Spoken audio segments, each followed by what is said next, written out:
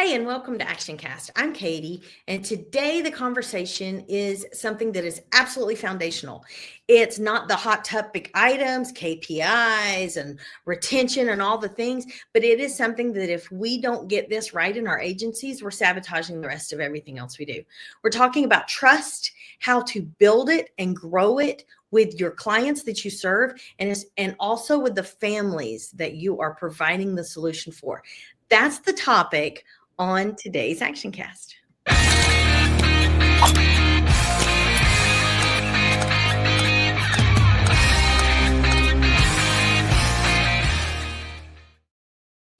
Hey, and welcome to ActionCast. Here we are, and we're talking about trust. And that is this big blanket word that a lot of us want to put in maybe advertising or internally we feel that we're very trustworthy. Home care owners, everybody resists it, but home care owners are a type. We're passionate, we're mission driven usually, and so that makes us know that internally we're trustworthy. But knowing you are and being something doesn't mean you're communicating that well to those that need to know that. They need to recognize who you are and not only the services you offer, but the solutions you offer. And today, to have that conversation, we're going to welcome Monica. Welcome to ActionCast. Hey, Katie, how are you? Thank you for having me. Yes, ma'am. I'm doing very well. And actually, today's conversation is one that I've been thinking about a lot because, like I said, this isn't the top three, the big things we always talk about. And to have an owner like yourself that's willing to have a conversation about something that there's not an SOP for this all the time. There's not something that you can easily hold on to. So it takes confidence as an owner to say, hey, this is a topic that I feel not only that we do well, but also that we can help and are willing to help other home care owners do. So tell us a little about yourself and your agency. Where are your agencies? Like, tell us about your agencies. Yeah, sure. So my agency is Absolute Home Care Plus, and we have an office location in Illinois, and then we opened a second location in Tennessee. And so quite a different change there. And Yes. we opened our office in Illinois in 2014. So we've been open, just about 10 and a half years. And then the Tennessee location shortly after in 2017. That's awesome. Well, and that also, it kind of goes to the point too, we're talking about building trust. So you're having to do it in very different areas, people that maybe respond a little differently. Like I'm sure you had to get your footing when you came to Tennessee. That has to be a different market than Illinois. So I live in Tennessee, and it's very different from Illinois in the things I've experienced, just visiting there and stuff like that. So just to talk about trust and building trust with the families of clients, which I think is a significant point because it's not just the clients, it's those families that these are vulnerable populations that all of us have older people or compromised people that we feel very protective over. We feel very, like responsible for their health and well-being. What does that look like in your agency to build that foundation of trust within the relationship between families and clients? Yeah. So really, trust is the cornerstone of everything. And so it doesn't happen overnight. You have to build on it. And I feel that, as far as us, we want to make sure that our clients are coming to us because they know that they can trust us. And in my experience specifically, if we have somebody looking for care, they're coming to us because they're looking for empathy, real human connection, and reliability. And so it's important that we are perceiving that to our clients and to their families and, just making sure that we're not failing on connecting with their needs. That's true. So from a trust standpoint, Clint has something where he says trust is built with small promises delivered on quickly. So does that look like how you answer the phones? Does it look like how you follow up? Like, what are some of the ways you have built into your agency in place that are looking through the lens of building trust, not just trying to sell a service? So what are some of the things you have instituted in that? Yeah. So great question, Katie, because it happens in all areas of our clients. So for example, we get that call, it starts then. The second that we get that call from a prospect or from their family, at that moment, it's important that at that time, we are focusing on that clear and honest conversations about what they can expect from us as an agency. We definitely will not promise something we can't deliver on. And that seems to be a big thing because a lot of times these agencies, I feel like overpromise and underdeliver. They want to make that win of a client. They've got this new client and they want to win them, so they feel obligated to make these promises. And then therefore things aren't happening the way that they want. And then that client and their family just begin to lose trust.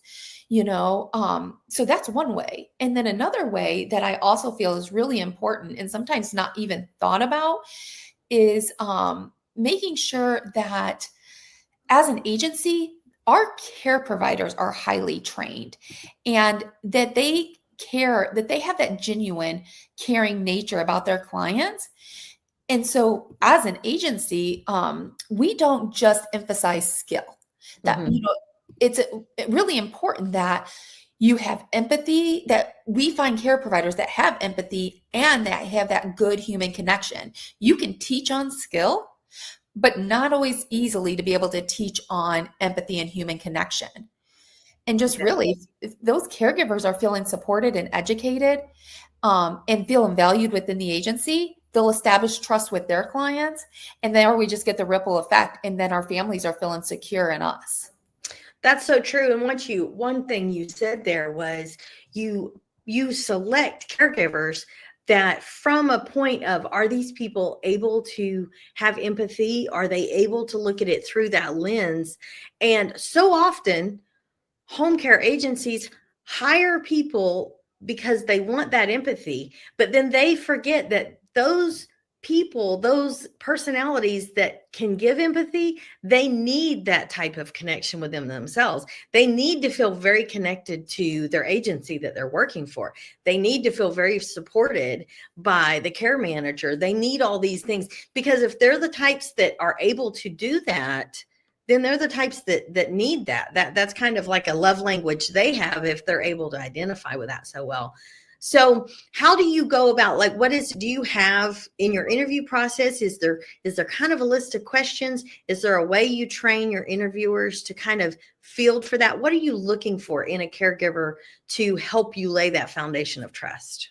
So really, when somebody comes in for an interview, we're looking at their demeanor right away. How are they interacting with us? Because that's important. That first impression, I feel, is very important. So how are they interacting with us? And then when we start that interview, it's not, we don't base it off of, can you do this? Do you know how to do that? Our questions are more vice to pulling them out to how they may handle a situation specifically. If you have a client that is feeling depressed, isn't eating well, how would you handle that type of situation? And, so that's how we like to bring on our staff. And, just to kind of keep it going, we do what we call annual skills training labs. And that's where we bring them in and, we make sure that they're still all trained properly on all the hands-on stuff. But a portion of that is all based on real life situations and how you would handle that or how you make that connection with the client. Are you, sitting next to them and looking at them at eye level when you're speaking to them, or are you standing up over the top of them? Those are all things that are very important, I feel. That's good. And it's something that, like you said, so many agencies want to focus on skill sets, but skills can be trained. In some ways, skills are the easiest thing to have within an agency because it's just a matter of a course. It's just a matter of teaching something, as long as someone wants to be teachable. I mean, obviously, there's an underlying baseline that you have to work with. But just to have that, how do you train? What are you looking for in those that answer the phones? Because I feel like that is where trust is broken a lot, is that person answering the phone. Well, and you hit on it. They will promise something that's not feasible, or they will say something in a way because, to be honest, they're just trying to get out of an uncomfortable moment with a family, but they're setting the agency up to not be authentic to what they say. And in that moment, it's easier for them to say something that's harder for you to deliver. So how does it look like with your office staff that handles those phone calls? What do you look for in there as far as from a trust perspective?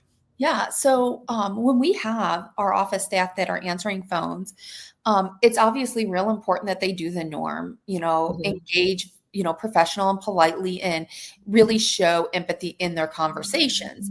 But when you have a client or a family member that calls, and, just to kind of throw out an example, you get this call of a family member and, they're kind of all razzle dazzled and they're like, my mom needs 24-hour care and we need it right away. Well, how do you handle that situation? Because my staff is not going to say, yeah, we'll come out there today and we'll provide 24-hour care starting today. Mhm. They haven't had the chance to even look at the schedule to see how they're going to Right. manipulate things, so, it's at that time, it's important to just kind of listen to them, understand exactly, and this is what we train them to understand exactly what this client and their family's needs are. And honestly, sometimes they don't even need around the clock care starting off. It's just that something hectic had happened. Right. They And got scared or they got, yeah. yeah, so if we teach our office staff, like answering the phone, listen and get that information, and then from there, we can start to offer solutions that we are able to deliver on. That's good. That's good. That not thinking that every question has to be met with yes or no, like getting the need for more information, and that goes past you see yourself as a solution, not just a service, not just providing a service. Yeah, absolutely. And that's what's important because that's what we want to be. We want to be a solution all around, not just be known for providing this service.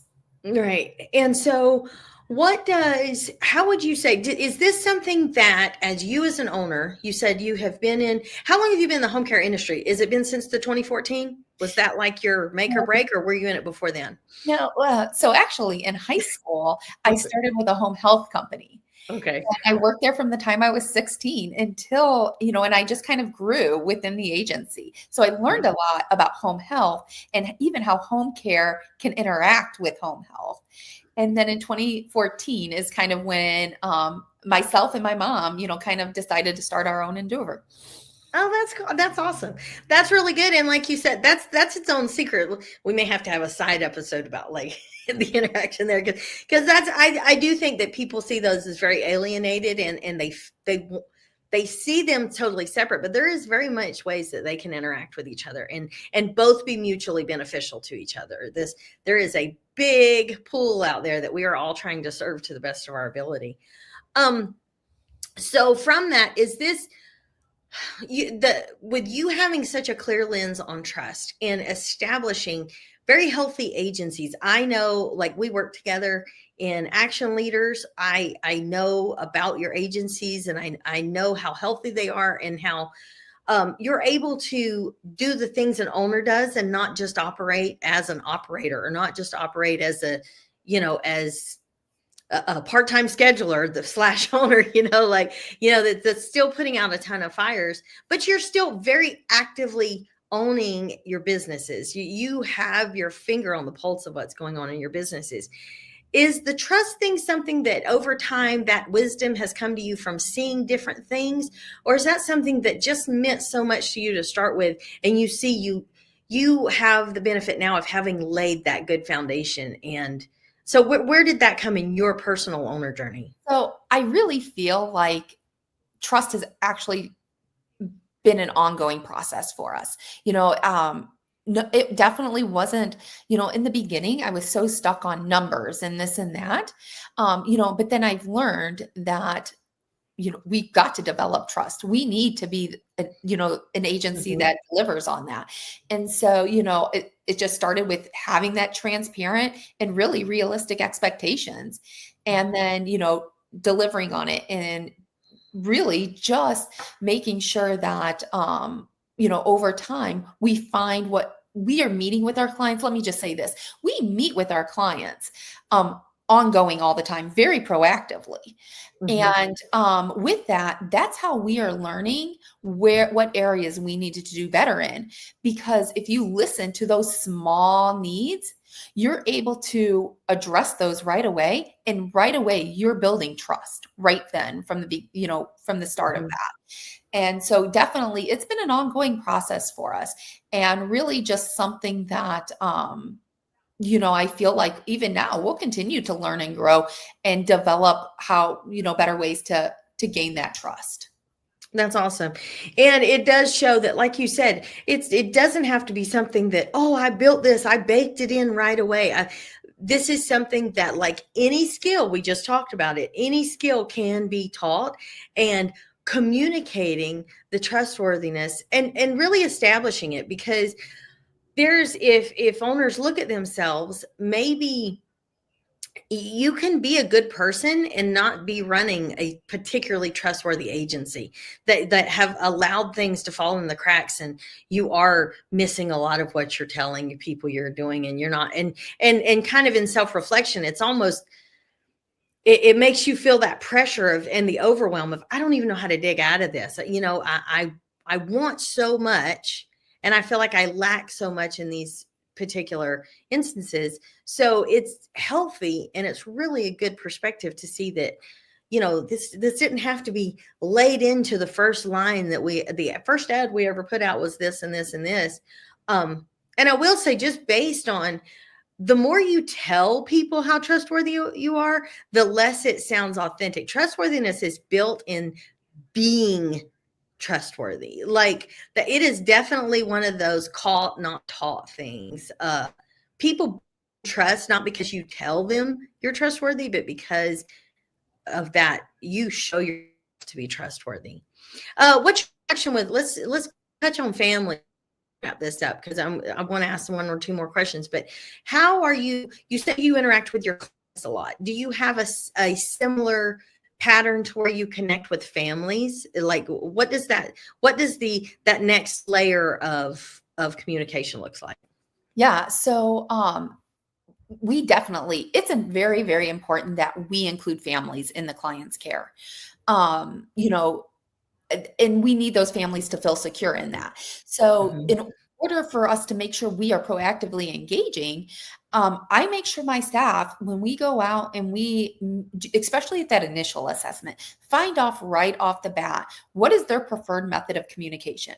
Is it emails? Is it phone That's calls? Is it good. text messages? Mhm. Or is it in person? What best fits their needs? And then from there, that's how we will relate information and contact them and be proactive with it. And, I always like to say, you might have like, check in with your client, 2 weeks after you Mhm. start service. And then call them, things good, check mark it off. And you can't use that as a check mark. It's not just checking a box. You need to listen and you need to address their concerns, no matter how small they are, and treat that as really Mhm. that you are present and engaged with that conversation. That's good. Who in your company is responsible for that level of, like, making sure, like, keeping checking, like, where is the threshold for that in your company? What Yeah. position is that? Um, we have it kind of divided up. So we have care managers Mhm. that oversee, their Pacific clients, and they are able to manage a smaller amount of clients than the agency supervisor and things like that. So it's very easy for them to be able to take their clients and making sure that they are actively engaging with them at different times. If they know that client didn't eat well yesterday, then maybe Mhm. they need to check in today. We need to find a problem before it's there and continue to build that trust and let them know that their loved one is cared about. And then from there, we have an agency supervisor, and then she reaches out about once a quarter to them just to check in as well. We want to make sure there's a thing that's for real with home care where there's personality, changes, and you can have a great caregiver, but they just don't mesh with that client. And Yep. so then it's hard for them to build that trust. Right. And if they're right there, sometimes those clients don't feel like they can tell somebody, or, it's like, well, they didn't really do anything wrong, so I don't Hmm. want to tattle on them. Right. So it's important that we have different people touching out, because one might be able to have more influence than the other, and they might feel, I shouldn't say obligated, but more willing to give that information. That's really good. And it shows that you're looking at through the lens of actually trying to get the answer and not trying to get somebody to say, oh, yeah, I'm happy and just move on. Like you're not trying to talk your clients or their families into answering a question to make it easy for you. You're actually seeking an answer. There's a big difference in asking and really wanting the answer. So that shows the strength of your agencies. That's really good. Yeah, absolutely. I mean, that's important. And to grow, that's what we need, is to know what can we work on? How can we make things better for you? How can we make sure that you and your family are secure in knowing that we're going to take care of you? That's awesome. And I can also tell just from talking to you that it is very much the culture that you've created. And this is more a rhythm than a schedule. I guarantee you, like you have, like you said, we teach it, we make sure once a quarter, you have those milestones and markers to make sure that sort of being true to yourself. But I guarantee you, like within your staff, I bet you it's almost a rhythm of they kind of know who they need to touch a little bit more often and who they need to they kind of get the feel of their own clients. So that's really healthy. That's impressive. Yeah, absolutely. And that's kind of the role of the care managers, is just to have that non-schedule touch points. That's awesome.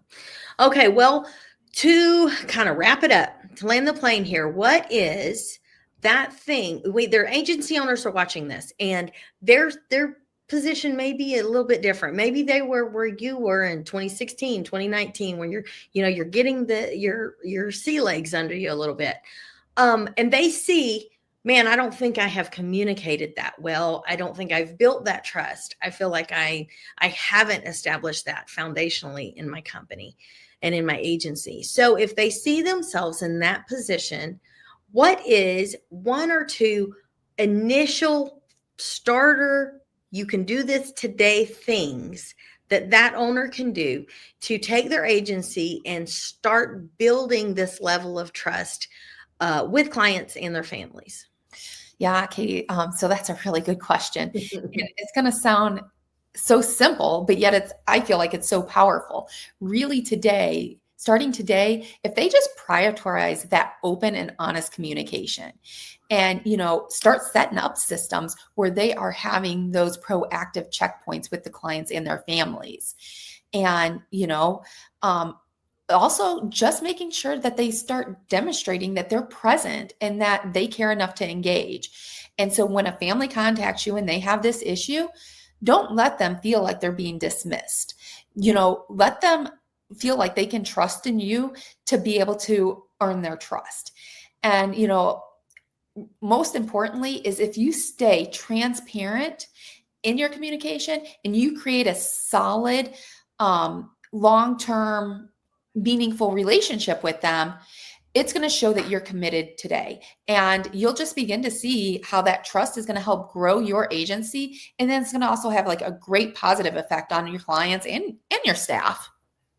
That's awesome. And because like you said, being trustworthy helps your staff too. This isn't just hey, get more revenue, get more billable hours. This is the health of an agency. This is the lifeblood of who you are. And so I really appreciate the conversation today. I appreciate you being willing to talk about something that, like I said, it's not necessarily marks on a board. You can absolutely, yeah. I work with Clinton and Jessica. They can create a KPI for anything. They can create I guarantee you in 30 minutes, Clint can have a document that we all like download and, but so there can be KPIs and that's healthy. Like you said, the once a quarter we do this, there absolutely is things to measure and track, but the discussion itself isn't as easy to weave into our everyday, but it does have to be part of who we are. And we can't just leave with knowing, well, of course I'm trustworthy. We have to build that and bake that into our agency life. And being a good person doesn't automatically mean your agency is going to build that in the relationships that we have. So I thank you very, very much. Yeah, absolutely. Thank you. And just to, kind of throw a last thing out there, I just want to tell people that trust requires you to stay grounded in your mission as an agency. And so if you start to stray too far from that mission, whether it be for growth opportunities or convenience, you lose sight of what really matters. That's true. That's true. That's being true and trusting yourself. Being able to, you have to trust yourself before you can trust, before others can trust you. And that's so good. I Yeah. appreciate the conversation. And just remember, for all the agency owners out there, this will remain active. You can rewind, you can listen to this podcast style.